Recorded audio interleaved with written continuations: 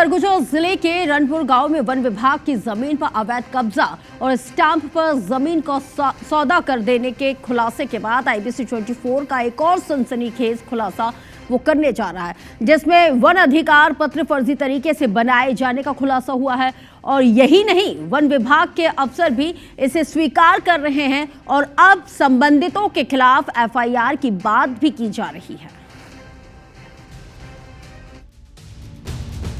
कुछ दिन पहले आईबीसी 24 ने खुलासा किया था कि रनपुर गांव में वन विभाग की संरक्षित एरिया 2 एकड़ से ज्यादा भूमि पर अवैध कब्जा किया गया है।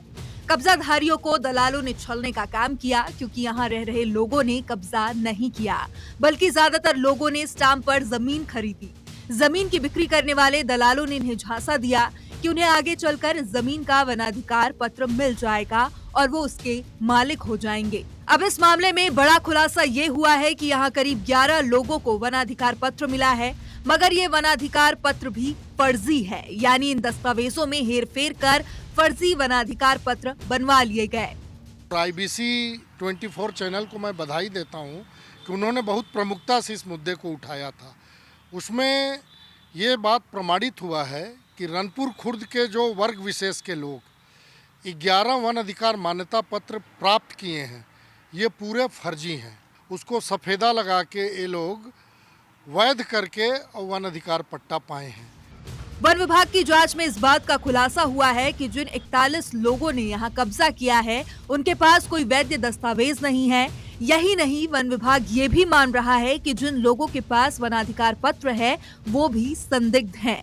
हालांकि विभाग संबंधितों के खिलाफ एफआईआर दर्ज करने की बात कह रहा है। जिस भूमि पे वन अधिकार पत्र मिला है उसको खरीदने बेचने की बातें भी आई थी। इसके संबंध में उप वन मंडलाधिकारी अंबिकापुर द्वारा जांच की गई थी। इसको संज्ञान में लेते हुए जिन लोगों ने इस तरह का खरीदी बिक्री किया है, उसके विरुद्ध एफआईआर करने के लिए जो जिला स्तरीय डीएलसी है उसमें निर्णय लिया गया है। संरक्षित जमीन पर कब्जा, फिर उसे स्टाम्प पर बेचने का खेल और फर्जी वनाधिकार पत्र का गोरख धंधा, ये बताता है कि वन विभाग के साथ प्रशासन ने भी इस इलाके में हो रहे फर्जीवाड़े को रोकने की कोशिश नहीं की। यही कारण है कि यहाँ कार्रवाई करने के बजाय अतिक्रमणकारियों को पानी, बिजली, सड़क जैसी सुविधाएं मुहैया करा दी गई। ऐसे में देखना है कि इस खुलासे के बाद किस तरह की कार्रवाई हो पाती है। अभिषेक सोनी, आईबीसी 24, सरगुजा।